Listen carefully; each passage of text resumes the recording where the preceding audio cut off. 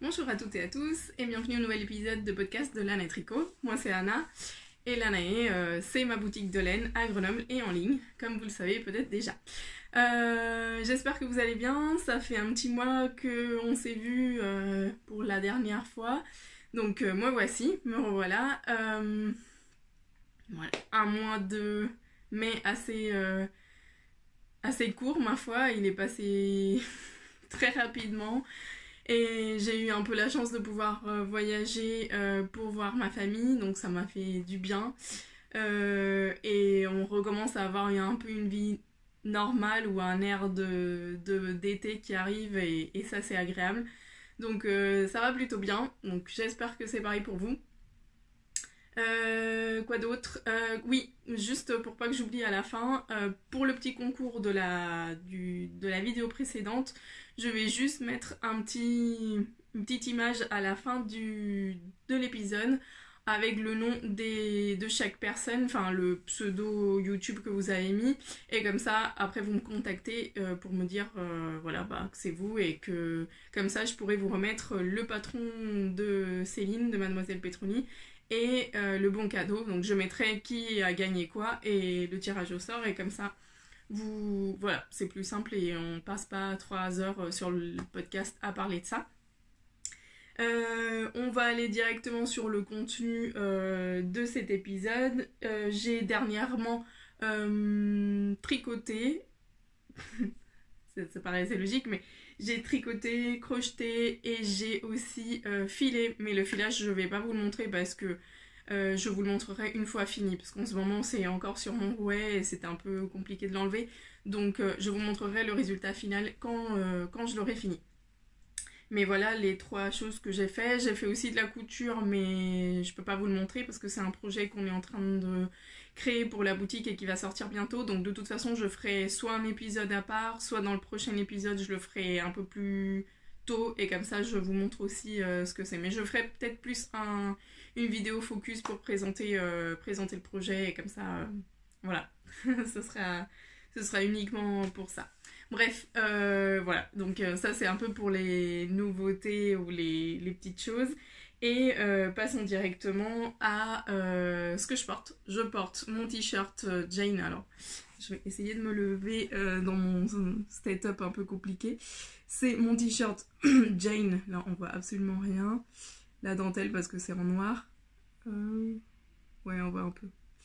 Mais bon, le but c'est pas que ça se voit en noir, c'est vraiment vous montrer ce super t-shirt Jane de Mademoiselle Petroni de Céline que je porte depuis l'année dernière, parce que je l'avais tricoté. Non, je l'avais tricoté dans l'été 2000. Je l'avais fini en été 2019. Donc je l'ai porté tout 2020, été 2020, parce que je porte pas ce genre de t-shirt en hiver, parce que j'aime pas porter de manches courtes en hiver. Je sais pas, enfin j'ai froid, et ça c'est vraiment des choses que je porte à partir du mois de mai jusqu'au mois de septembre. Donc 2019-2020 et là 2021, et c'est vraiment mon t-shirt préféré, et par la forme du t-shirt, parce que j'aime bien la manche tombante, ouverture assez ample, j'aime beaucoup l'encolure aussi, j'aime beaucoup la dentelle. Moi j'ai fait toujours, j'avais fait une autre version en biobalance que je porte moins et qui en plus est en expo à la boutique. Et celle-ci c'est en chanvre, en canapa de langue. Et c'est vraiment mon patron préféré pour l'été, mais aussi mon tissu préféré pour l'été. Ce chanvre, il est plus léger que le lin. Il est plus frais, j'ai l'impression, parce que un peu plus léger. Et il lave merveilleusement bien. Comme vous voyez, le noir, déjà il déteint pas. Et il s'est pas du tout... Enfin, la couleur a pas perdu cette intensité et le côté brillant et tout ça. Donc c'est vraiment un t-shirt que j'adore porter, que je devrais d'ailleurs m'en refaire un autre. Je l'avais tricoté en 3 mm en aiguille en bois. Alors il y a beaucoup de personnes dernièrement qui me posent la question sur les aiguilles en bois avec des matières végétales. C'est vrai que je l'ai déjà dit à plusieurs reprises, peut-être même à chaque été, je te le redis un peu. L'aiguille en bois a tendance à moins glisser qu'une aiguille en métal, donc du coup ça vous donne une meilleure tenue. Ça c'est mon avis, hein, mais ça donne une meilleure tenue en main du fil végétal, parce que le fil végétal va avoir tendance à être à glisser ou à être un peu plus irrégulier. Et du coup, l'aiguille en bois ou en bambou va retenir un peu cet effet de glisser dans tous les sens que peut avoir avec l'aiguille en métal. Et du coup, on tricote et peut-être même un tout petit peu plus serré. Ça nous donne un effet un tout petit peu plus régulier. De toute façon, la régularité viendra après avec le blocage. C'est pas en tricotant un chanvre que vous allez vous dire oula là, c'est super régulier. Non, c'est vraiment le bloquant et là, ça va se. C'est comme pour la laine, mais là c'est vraiment plus évident parce que quand on tricote du végétal, on a vraiment l'impression d'avoir une tension horrible. Et en fait, une fois bloqué et lavé, comme vous pouvez le voir, ça peut devenir assez régulier. Donc voilà, l'aiguille en bois pour moi donne une meilleure stabilité, un meilleur contrôle et du coup un meilleur résultat. Aussi parce que souvent la fibre végétale, comme elle vient pas compléter le trou-trou créé par la maille, comme la laine, plus c'est serré, moins vous êtes en transparence. Et parfois on veut pas des choses trop transparentes. Là par exemple je ne porte absolument rien en dessous. Mon tissu est suffisamment dense pour que je sois à l'aise et qu'on voit pas, on voit pas à travers. Donc c'est pour ça moi je l'avais tricoté en 3 alors que je tricote déjà assez serré. Et avec des aiguilles en bois pour avoir voilà, une densité qui me convienne. J'avais dû faire la 3e taille pour avoir les dimensions de la première. Et voilà, vraiment le canapa c'est ma fibre préférée pour l'été. J'ai en tête de me faire un autre top du nouveau pom-pom qui est sorti. Alors je ne l'ai pas avec moi parce que je ne l'ai pas encore pris pour moi, mais le nouveau pom-pom qui est le 37, je vous mets le lien toujours sous la description, je vais vous mettre le lien et du patron et du magazine, comme ça vous pouvez les voir. Je vais me faire un top en canapa dans d'un des patrons c'est un patron qui a des rayures sur les manches et une sorte de rayure aussi sur les côtés. Il est fait en biobalance, mais j'ai fait l'expérimentation et la biobalance pour moi elle est trop chaude pour l'été grenoblois parce qu'il y a 55% de laine et 45% de coton. Et c'est parfait pour la mi-saison, mais pour l'été, je trouve que c'est trop chaud. Et parce qu'ici à Grenoble, on a des étés qui sont quand même assez chauds et humides. Et du coup, je vais le faire en chanvre parce que j'ai quelques pelotes de reste d'un truc que j'avais tenté de faire l'été dernier qui n'avait pas eu de bons résultats. Et bref, j'ai des pelotes de reste, donc je vais utiliser ces pelotes de reste et une couleur principale pour faire ce top là dont je vous parle. Je vous mets les photos parce que j'ai ni le nom de la créatrice ni le nom du patron.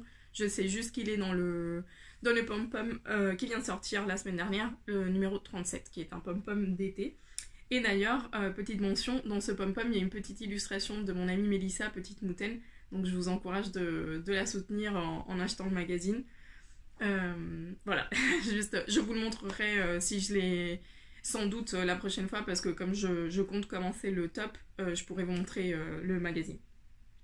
Donc ça c'est pour ça, donc ce que je porte. Et on va passer au projet fini. J'ai 3 projets finis, 2 projets en cours, un livre à vous montrer et voilà. Donc dans les projets finis, le premier que je vais vous montrer parce que vous l'avez vu, c'est le Belmont Cardigan. Voilà.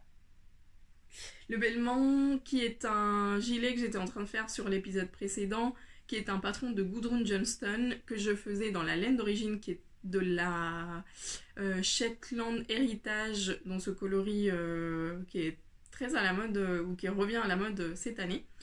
Je crois que ça s'appelait Moss Green ou quelque chose comme ça. Donc, je sais plus où j'étais, je pense que j'avais commencé la dentelle d'un des côtés, je vous disais que j'allais détricoter ou je sais pas quoi. Finalement, j'ai pas détricoté, alors la seule différence est là par rapport à ici. Mais porter, ça se voit pas du tout parce que c'est dans le pli du bras. Donc finalement, très très contente avec ce patron.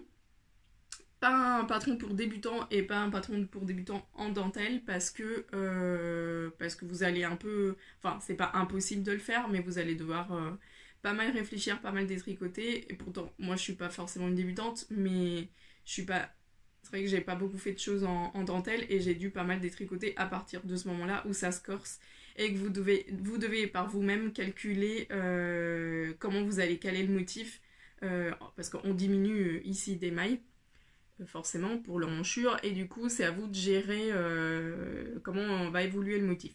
En soi c'est pas compliqué, c'est juste que j'avais pas l'habitude de le faire et que voilà, et qu'il fallait que je me concentre un peu plus et que mais c'était cool, c'était un exercice sympa et le résultat est joli. Parce que du coup en fait c'est ce qu'elle dit, hein, du moment que vous pouvez pas caler le dessin, vous faites du jersey. Donc c'est assez net et assez simple, mais mine de rien, il fallait un peu de bah, quand c'est nouveau, il faut se concentrer, il faut penser. Donc il y a un rabattage à 3 aiguilles pour Pardon, je vais commencer dès le début. Donc c'est un bottom-up, il se commence du bas vers le haut en une seule pièce. Donc vous tricotez en même temps les deux devant et le dos jusqu'aux emmanchures. Après, vous séparez ici, quand vous arrivez aux emmanchures, vous tricotez un devant, l'autre devant et le dos. Quand vous avez tricoté ces 3 parties, vous allez rabattre à 3 aiguilles pour faire une couture stable. Et ensuite, pour les manches, c'est des manches que j'aime bien et j'avais déjà fait une fois, on vient par un système de rang raccourci, enfin on relève toutes les mailles et par un système de rang raccourci, on vient tricoter d'un côté et de l'autre pour faire des manches montées. Voilà, et c'est des petites manches qui arrivent à peu près là, ouais, 3/4. Puis ensuite, on fait une bordure high cord pour le... Donc ça fait une sorte de petit tube comme ça. Désolée si vous entendez la machine qui sonne, mais on a une machine qui fait une petite musique quand elle finit. Donc ça fait un petit tie cord, tout ça, tout propre, tout le long de l'encolure. Et voilà, j'ai mis des boutons en métal. Encore une fois, j'ai tendance à mettre des boutons en métal parce que j'adore ça, mais je réfléchis jamais à ce que ça... c'est lourd et du coup ça rajoute du poids sur le tricot et sur les bandes de boutonnage et du coup on peut... Enfin, si je le porte ouvert, bah du coup il y a le truc qui tombe, enfin il y a le côté qui tombe parce qu'il y a le poids du bouton, d'autant plus qu'ici il y en a 2 qui sont très rapprochés, donc bon, ouais, c'est pas grave, hein, ça va. Et du coup voilà, j'ai mis des boutons, j'allais vous les montrer, c'est ça, en métal que j'ai trouvé chez la maison de la couture à Grenoble. Je vais un peu l'enfiler pour vous montrer ce que ça donne. Rien à dire sur... Alors pareil, ici c'était une laine qui avait l'air d'être hyper irrégulière en la tricotant et puis au blocage ça s'est magnifiquement bien régularisé. Enfin le jersey est super beau. Je vais vous le montrer. J'ai fait un échantillon plus lâche que ce qui est recommandé par la créatrice. C'était voulu parce que je tricote déjà serré et que du coup voilà, donc voilà la bête. Voilà ce que ça fait parce que j'ai des boutons qui sont trop lourds. C'est pas gênant en soi, hein, vous direz, mais bon. Ouais. Donc je suis très contente, je l'ai très peu mis parce que soit il a fait trop froid, soit il a fait trop chaud. Mais là aujourd'hui il fait dans la vingtaine de degrés, ça marche bien. Donc là, je pourrais le laisser. Voilà. Bon, après, je peux faire comme ça. Mais c'est un peu bizarre. Mais bon, c'est pas grave. Sinon, au pire, à terme, si je vois que ça me gêne vraiment, je changerai les boutons. Mais j'aimais bien ces boutons qui sont légèrement jaunes, verdâtres et qui allaient bien avec l'esprit un peu vintage de la pièce, donc de l'ouvrage. Donc voilà, la dentelle est très simple, hein, rien à dire, le patron est bien écrit, mais vous attendez pas du coup à un patron qui va vous faire des diagrammes pour toutes les tailles, niveau de dentelle et tout ça, on n'est pas dans cet esprit-là de patron, c'est pas pour autant un mauvais patron, c'est juste une autre façon de faire. Et comme maintenant on est de plus en plus habitué à ce qu'on nous prenne par la main et qu'on nous guide pour tout et qu'on ne réfléchisse à rien, si vous n'avez pas envie de réfléchir et que vous préférez les patrons où vraiment on vous explique tout de A à Z, etc., bah c'est peut-être pas le patron pour vous. Moi ici, je pense que maintenant j'ai assez d'expérience en tricot pour pas devoir... Enfin, pour réfléchir de moi-même parce que je comprends ce que je suis en train de faire et ça c'est logique aussi quand on atteint une certaine indépendance, on va dire, en tricot. Donc du coup, ça m'a ça m'a posé problème parce que c'était la première fois que je le faisais, mais si je devais le refaire, je pense que maintenant c'est bon, j'ai mes repères de comment gérer le compte des mailles et tout ça. Voilà, mais moi j'ai beaucoup aimé, j'aime beaucoup les patrons de Gudrun Johnston et j'espère pouvoir en retricoter un jour parce qu'il y en a 2 ou 3 en jacquard qui me plaisent vraiment beaucoup. Voilà, passons au suivant projet, je vais y arriver, au projet fini suivant. J'ai fait alors, en sortant mes vêtements d'été, je m'étais rendu, enfin j'avais vu que j'avais ma framework bralette de Jessie May que j'avais fait le printemps dernier ou pendant un confinement. Le premier peut-être. Bon bref, j'avais fait une sorte de soutien-gorge bralette en laine et en fait je l'ai jamais porté, ou je l'ai porté 2-3 fois parce que c'était du BFL et que c'était un peu trop...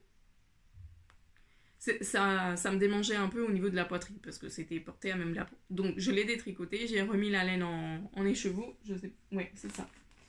C'est celle-ci. Vous vous souvenez peut-être en voyant la laine du petit débardeur. Et du coup, je l'ai détricotée, j'ai lavé la laine et comme ça, elle est défrisée. Et je l'ai remise en écheveau parce que je ferai un bonnet avec. Je pense que ce sera beaucoup mieux pour moi. Et du coup, je me suis dit, ok, mais c'est une pièce dont j'ai besoin parce que j'aimerais pouvoir porter ça avec des hauts d'été ou des choses où je me sens moins à l'aise de porter sans soutien-gorge. Et du coup, pour les nouveaux, je pratique ce qu'on entend souvent comme ça. Je pratique le no-bras, c'est-à-dire je ne porte pas de soutien-gorge. Mais par contre, parfois, j'aime bien avoir des choses, du layering, c'est-à-dire des couches intermédiaires sur certains vêtements, soit parce qu'ils sont trop transparents, soit parce que je trouve que je suis pas à l'aise de montrer toutes... Enfin voilà, vous voyez ce que je veux dire. Et du coup, j'ai besoin de certaines petites pièces, des débardeurs, des choses comme ça. Parfois, j'ai froid tout simplement en hiver, comme on perd un peu l'habitude de rien avoir à même la peau. Bref, et du coup, j'ai refait le framework bralette, là, la petite brassière, dans une autre qualité. Je l'ai faite dans une nouvelle qualité de coton et tencel et lyocell, qui est une viscose qui est obtenue de façon plus éco-responsable que la viscose traditionnelle et qui est obtenue principalement d'eucalyptus, mais ça peut ne pas être que, mais en tout cas c'est le processus vous pourriez aller voir, vous le trouvez soit sous le nom de tencel, soit sous le nom de lyocell. Je crois que lyocell c'est le nom le nom technique ou le nom enregistré, c'est comme la différence entre nylon et polyamide ou des choses comme ça. Donc tencel ou lyocell, vous pouvez taper ça sur Google et vous tombez sur la page officielle où ils vous expliquent en quoi c'est plus éco-responsable, quel est le processus. Donc en gros, ils utilisent moins de produits chimiques et moins d'eau pour obtenir une sorte... Alors, la viscose, si vous savez pas ce que c'est... Et je fais ça à grosso modo, hein, mais la viscose, c'est du bois, c'est de la fibre végétale qui est transformée dans une sorte de pâte par des produits chimiques et tout ça pour venir créer du fil. En gros, c'est ça. Et puis après, ils font du fil soit tricoté, soit pour les vêtements. Du coup, et ça fait un truc très fluide et la viscose, c'est très agréable à porter, tout ça. Mais il s'avère que la viscose est très polluante, même si ça vient de matière, disons, naturelle. Le processus d'obtention de la viscose est très polluant.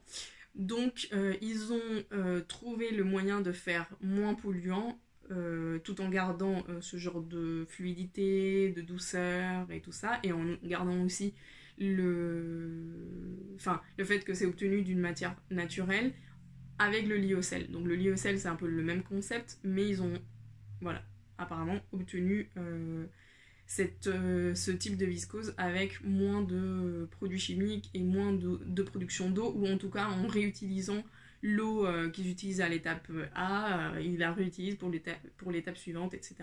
Donc allez voir, c'est assez intéressant. Donc je vous disais que j'ai tricoté ce petit truc en coton et tencel. C'est une qualité c'est la seule qualité, la nouvelle qualité d'été de Wool Addicts. Donc Wool Addicts, c'est une sorte de sous-marque chez Lang. Et c'est un fil qui est plutôt worsted. C'est un DK worsted, donc qui va se tricoter en 4,5-5. Que j'ai tricoté ici en 3,25 pour que ça fasse un tissu suffisamment dense. Ça c'est l'endroit de la petite brassière. Mais voilà ce que ça donne en jersey endroit. Donc en 3,25 parce que c'est quelque chose qui doit être dense et qui doit bien tenir. Mais que voilà, ça peut se tricoter jusqu'à du 5. C'est vraiment très agréable à tricoter. Très agréable à porter, rien à voir avec la laine qui me démangeait. Là, c'est vraiment, on oublie qu'on porte quelque chose à même la peau, parce que c'est du coton et du tencel, donc c'est assez doux. Et c'est ce que je recherchais en fait. Et puis je recherchais quelque chose qui se lave aussi facilement, que je puisse mettre dans ma machine à laver avec tous les vêtements. Là, c'est le cas. D'ailleurs, il est un peu humide encore parce que je l'ai lavé avant de vous le montrer. Et voilà, c'est vraiment... Je voulais un truc qui n'ait pas besoin d'une maintenance que j'ai à laver délicat. Enfin, vraiment le truc que je mets, je sèche, je mets, je sèche. Et voilà, comme en plus c'est à même la peau, je voulais quelque chose qui puisse se laver facilement. Donc vraiment alors la qualité s'appelle Joy. Et c'est comme je vous disais de Wool Addicts. Là, c'est le coloris saumon. Ils ont sorti, il y a toute la gamme de neutres, donc blanc, noir, bleu marine, il y a un bleu lavande, il y a du jaune, du vert, un vert comme ça, et le saumon, donc c'est les 3 couleurs de cet été. Vous les avez toutes sur mon site, donc en plus le tarif est assez raisonnable. Je crois qu'ils sont à 6,30 € la pelote de 50 grammes, donc ça reste, là j'ai mis 3 pelotes, donc 3 ou 2 je crois. Donc ça reste super raisonnable. Et pour des hauts d'été ou des choses un peu comme ça, c'est vraiment... J'ai presque envie de me tricoter un autre truc parce que c'est très très agréable à porter. Donc peut-être j'aurai le temps cet été. En tout cas, grosse recommandation. Comme je vous dis, déjà porté, déjà lavé, il n'a pas bougé. Et j'aime... Enfin voilà, je vous le recommande vraiment. C'est un coup de cœur de cet été. Tout comme le prochain projet que je vais vous montrer, j'ai aussi tricoté une nouvelle qualité de langue de cet été. Et c'est la qualité Kimberley, que j'ai transformée en petit t-shirt d'été. Donc la qualité Kimberley, c'est un fil aussi d'été, comme je vous disais. Enfin, d'été. C'est un coton chanvre. Donc voici ce que ça donne. Bon, ça se... Voilà. Parfait. C'est un coton chanvre avec un peu de polyester pour les... Je pense que le polyester, c'est les petites touches de twin là que vous voyez. Et en fait, c'est un fil de coton qui est entouré par une chaînette en chanvre. C'est un fil assez particulier, mais ça se tricote très bien. On pique pas dans tout... Enfin, moi j'ai trouvé ça agréable. Pareil, je l'ai tricoté en aiguille en bois.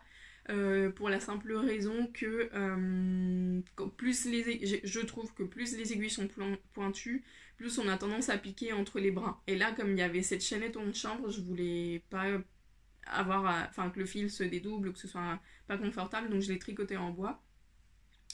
Je l'ai tricoté en 5 mm, mais j'ai tricoté un peu serré. Et du coup, il a moins d'aisance que ce que... Il me va très bien, hein, mais il a moins d'aisance que ce que je voulais. Je pense que je vais le laisser comme ça, mais je vais peut-être à terme le rallonger un peu. Je vais voir parce que la première fois que je l'ai porté avec un pantalon pas taille basse, mais c'était pas un taille haute non plus, et j'étais pas très... on voyait trop mon nombril, on va dire. Non, il était un peu court, et du coup, dès que je bougeais, ça bougeait un peu dans tous les sens. Mais là, par exemple, le top jean qui est plus court, il me gêne pas, parce que j'ai un pantalon taille haute. Donc je pense qu'il faut que je le mette avec différents trucs pour voir encore. Au pire, je rallongerai parce qu'il me restait un fond de pelote. Donc j'ai choisi le coloris 70, qui est ce gris anthracite, mais il y a des couleurs super belles. Il y a notamment un rouge... c'est pas un rouge, c'est un rouge un peu rosé. Il est magnifique et je pense que je vais me faire un gilet dedans. Quoique j'ai déjà un gilet rouge d'été. Bon, il faudra que je vois parce qu'il y a d'autres couleurs. Il y a un blanc un blanc cassé avec du tweed bleu et marron aussi qui est très très beau et ça aussi ça pourrait me plaire. Il y a des verts, il y a des bleus, il y a 2 bleus jeans aussi qui sont très beaux. Oh là là, le choix est compliqué. Donc franchement, un tissu très très sympa. C'est aussi un déca. Mais un déca en coton, je trouve que pour cette saison-là, on va voir en été si je peux le porter quand il fera très très chaud. En boutique certainement, parce qu'en boutique j'ai jamais très très chaud et du coup je peux porter ce genre de pièces.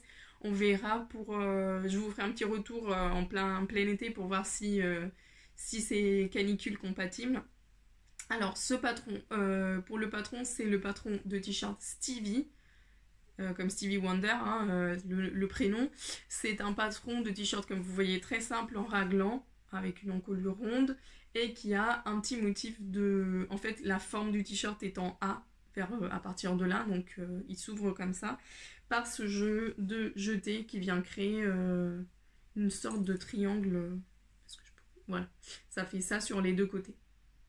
Là, et là aussi. Voilà. Bon, alors vraiment, il se tortille. Voilà. Et c'est un patron que m'avait offert il y a 2-3 étés, Patricia.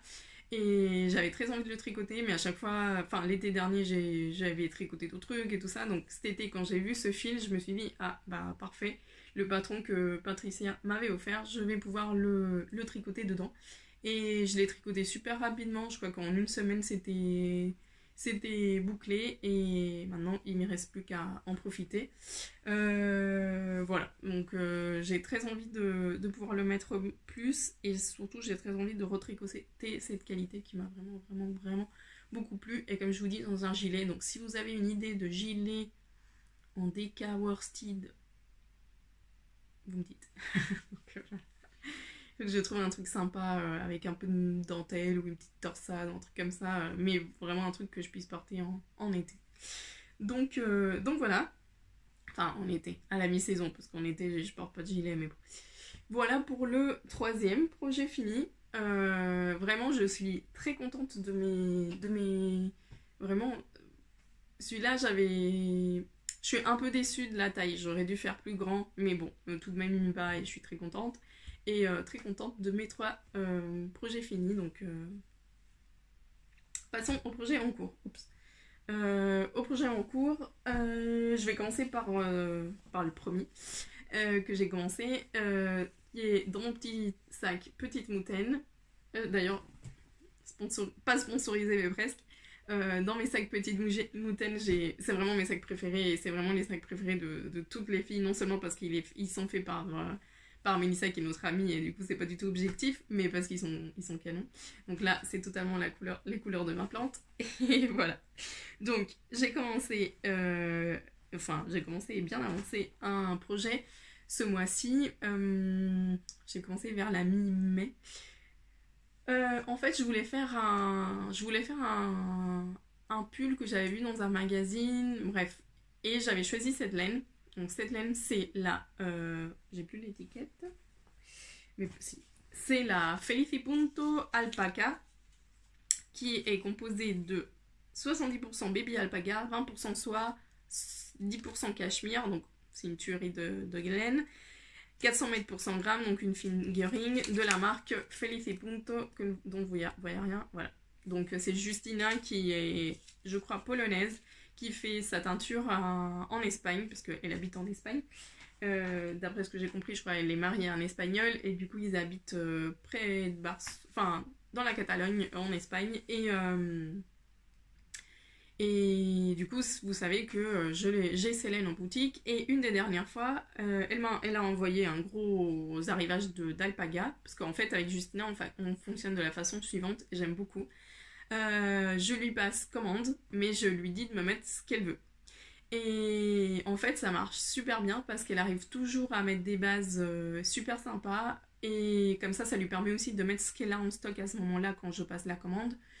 Et du coup, parce que parfois, imaginons que si je lui demandais de l'alpaga et qu'elle en a pas en stock, bah, ça met du retard sur la commande et tout ça. Donc, moi, je préfère qu'elle m'en envoie et dans ce qu'elle a en stock, comme ça nous on a un réassort et ça fait un peu surprise à chaque fois. mais surtout, je lui demande de me mettre ce qu'elle veut parce que elle arrive à se faire des super compositions de couleurs. C'est-à-dire qu'elle va pas juste m'envoyer ce qu'elle atteint et puis voilà, elle me fait des gammes, elle me fait et puis elle nous fait parce que vous êtes quelque part les principales intéressées.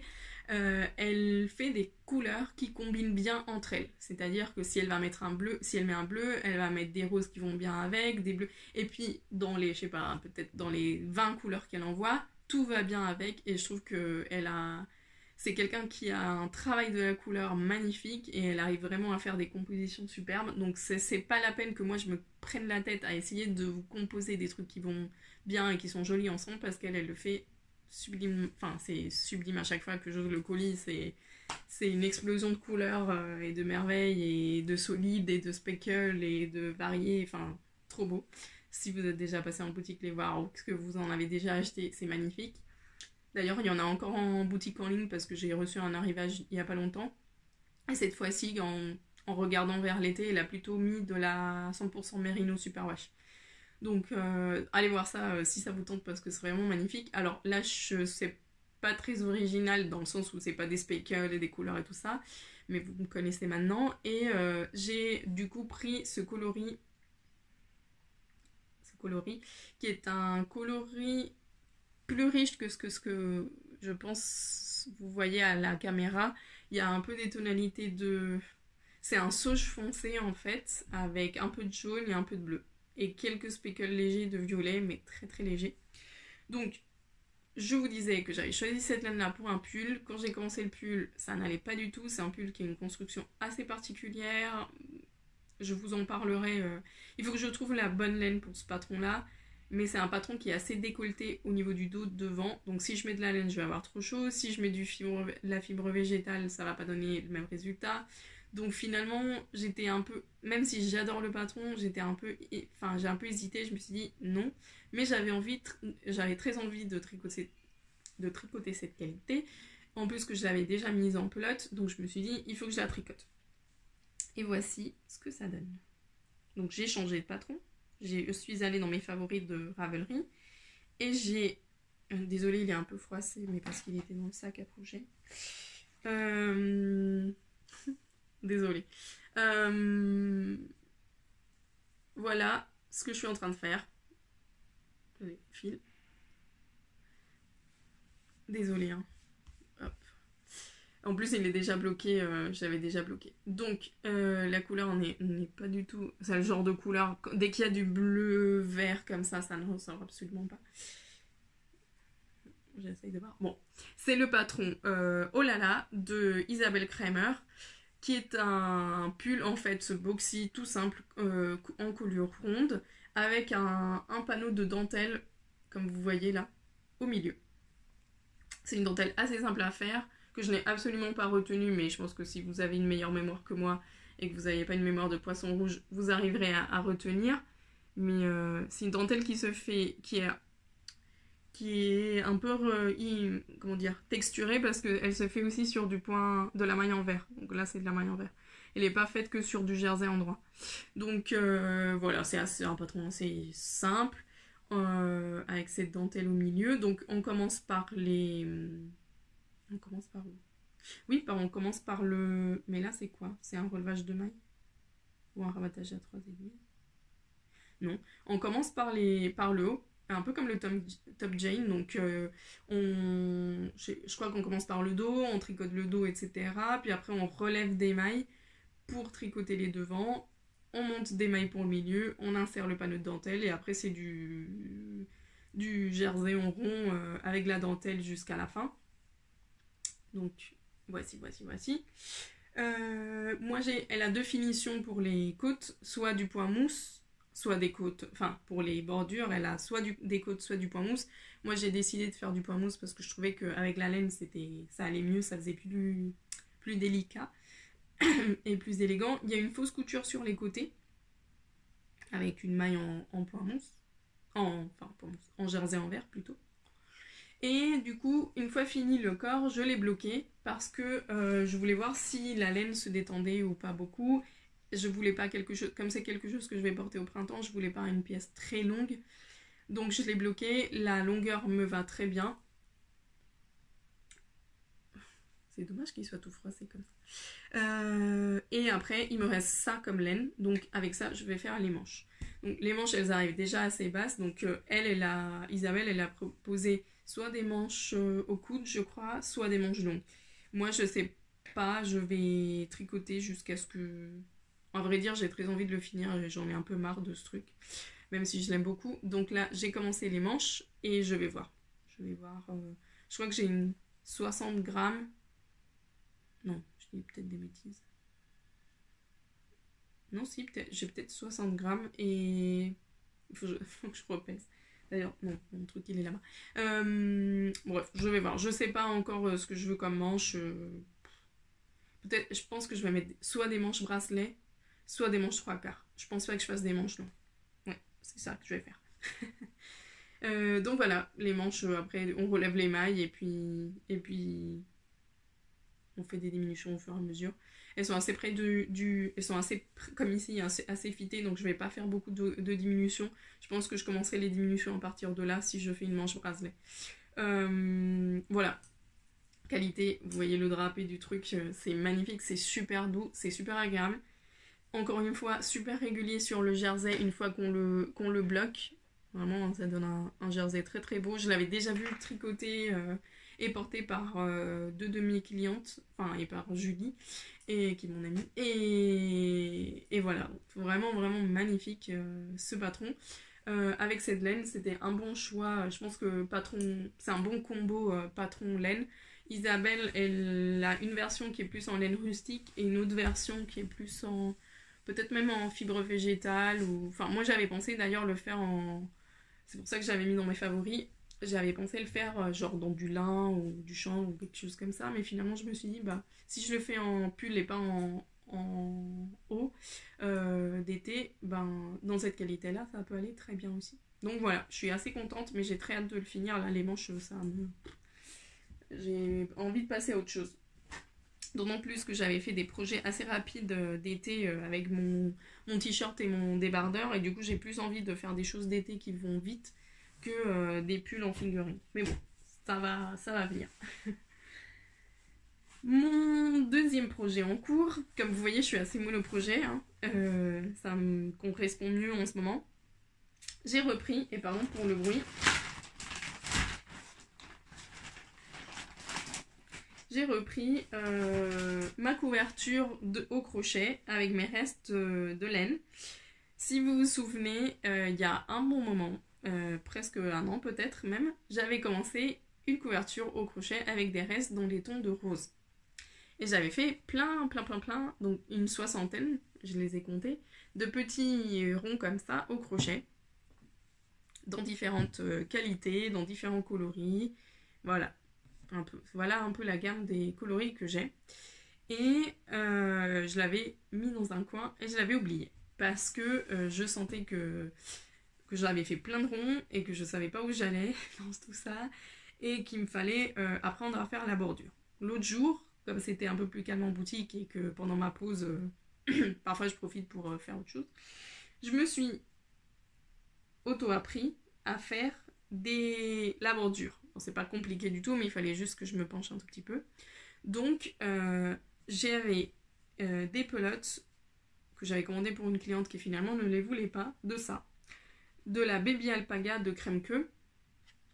C'est du 100% Baby Alpaga en worsted Aran. Bon, c'est de la worsted, 100 grammes pour 100 mètres pour 50 grammes.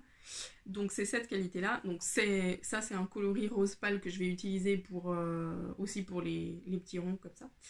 Et j'avais une pelote écrue que j'ai utilisée pour les bordures. Donc j'ai fait tout ça depuis vendredi je crois.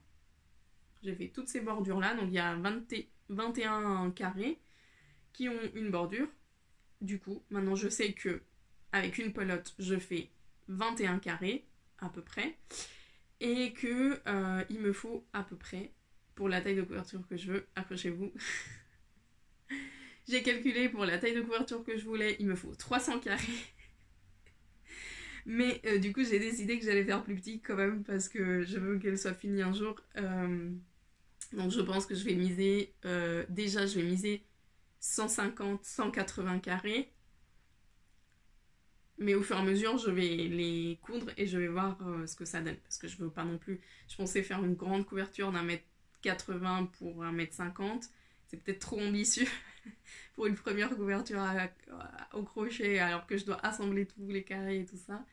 Donc peut-être que je vais plus miser pour un mètre 30 sur un mètre 60 et un mètre 30. Donc peut-être qu'avec 200, entre 150 et 200 carrés, j'ai ce qu'il faut. Peut-être moins, on verra. Donc voilà, il faut, maintenant j'en avais plus de pelotes blanches, parce que j'en avais qu'une de chaque de ça. Et du coup il faut que je me commande des pelotes de ce baby alpaga, qui est d'ailleurs très agréable à travailler. Il se dédouble un peu, mais c'est très agréable et ça va donner une belle chaleur et un beau drapé à la couverture. C'est pas une qualité que je fais en boutique, mais je me tâte à la rentrée pour septembre prochain parce que du coup je la trouve plutôt bien et c'est un. Alors il est pas lavable en machine comme la plupart des alpagas, mais il est très très agréable. Enfin, je trouve que ça va faire un bel ouvrage avec un beau tombé comme ça pour une couverture. J'aime bien quand elles sont un peu lourdes et qu'elles sont. Voilà, ça couvre bien et c'est bien chaud et tout ça, donc c'était l'objectif. Donc, plein de petits fils à rentrer. Je pense que je vais faire ça, je vais faire par batch en fait. Là, je vais faire toutes les bordures blanches de tous les carrés de tous les petits ronds que j'ai, et comme je vous disais, j'en avais déjà fait une soixantaine.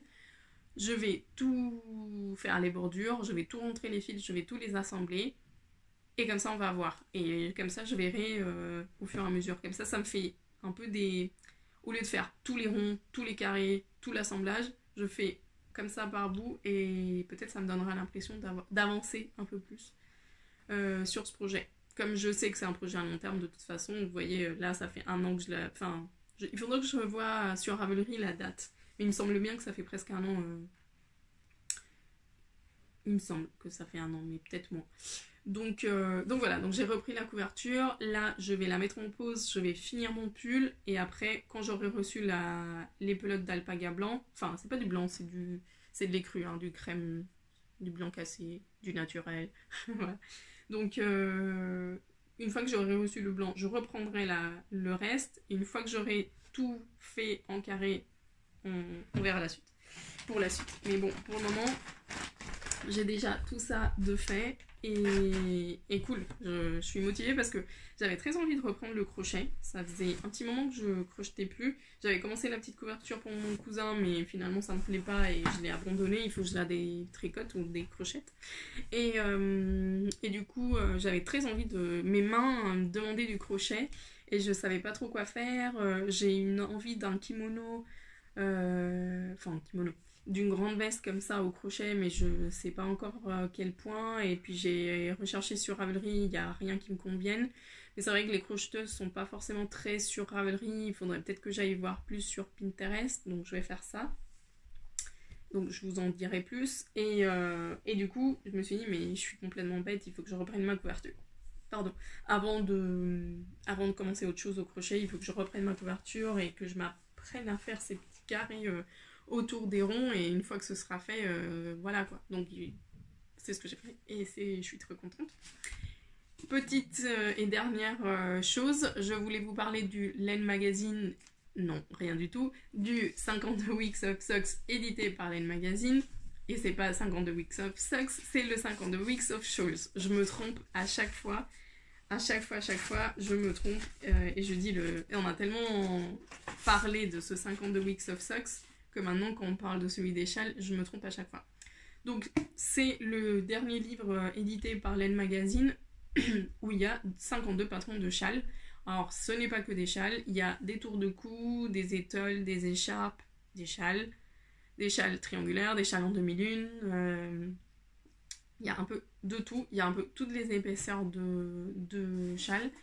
De laine. Je vais pas vous parler de ça en gros détail parce que je l'ai fait sur une vidéo qui est sur la communauté YouTube. Donc pour les personnes qui soutiennent le podcast économiquement, Il y a une vidéo assez longue sur ce livre et sur d'autres livres que j'ai lus ou achetés en ce moment. Et donc si vous voulez avoir accès à cette vidéo et soutenir le podcast, c'est l'occasion de le faire. Mais par contre, je vais vous montrer un tout petit peu quand même mes préférés. Et vous dire que je ne suis pas une grande tricoteuse de châles. Donc mon opinion peut être plutôt, comment dire, valable, parce que même si vous n'êtes pas des grosses tricoteuses de châles, je pense que ce livre peut vous plaire parce qu'il y a vraiment beaucoup de patrons très sympas. Voilà, je vous montre un peu au fur et à mesure ceux que j'ai présélectionnés, mais il y en a encore d'autres qui me plaisent.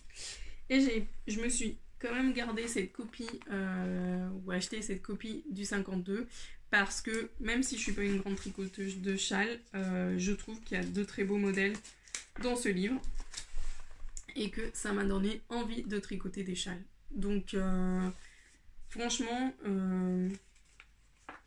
je l'aime beaucoup. Voilà. Il y en a qui sont pas forcément que je vais tricoter, mais que je trouve techniquement hyper intéressant. Par exemple, ça, c'est du jacquard à l'envers et à l'endroit. Et elle obtient ce genre de texture. Et je trouve ça une très bonne idée. Peut-être pas pour me tricoter ce châle-là en concret, comme je vous dis, mais il y en a qui sont techniquement très très curieux et très très sympas. Il y en a qui sont esthétiquement qui correspondent à ce que j'aime. Donc voilà, je ne peux que vous recommander ce livre. J'étais un peu au début, comme je vous dis, je suis pas une grande tricoteuse de châles et tout ça, donc j'étais un peu froide sur l'idée, mais finalement en prenant le temps de le regarder et de le feuilleter et sur Ravelry, regarder les patrons et tout, finalement ça m'a bien convaincue. Il y a vraiment beaucoup de choses qui me plaisent. J'en ai commencé 2, mais je peux pas vous dire plus parce que c'est des cadeaux. Donc je vous montrerai ça plus tard. Et puis j'ai pas beaucoup avancé, j'ai juste monté les mailles. Donc je vous le recommande vraiment beaucoup. Il est très très chouette et en plus si vous avez le 52 Weeks of Socks, ça fait la petite collection et donc voilà. Ça a l'air en tout cas de beaucoup vous plaire parce que j'en ai déjà recommandé. En boutique une deuxième fois, donc voilà, vraiment un très bel ouvrage encore une fois. Donc pour ceux qui ne connaissent pas, Laine Magazine, c'est une maison d'édition finlandaise et ils publient en anglais et en finlandais. Donc si vous n'êtes pas à l'aise en tricot en anglais, je ne sais pas ce que vous attendez parce que c'est très simple et que ça vous empêche de faire plein de trucs magnifiques.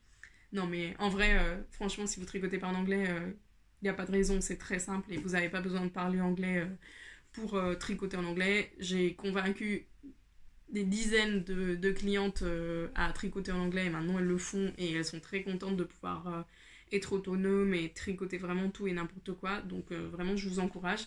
La petite astuce que je donne toujours, c'est acheter un patron bilingue, par exemple d'une créatrice française, par exemple d'Along avec Anna, Atelier Émilie, Lucille, Céline, enfin Mademoiselle Petroni, etc.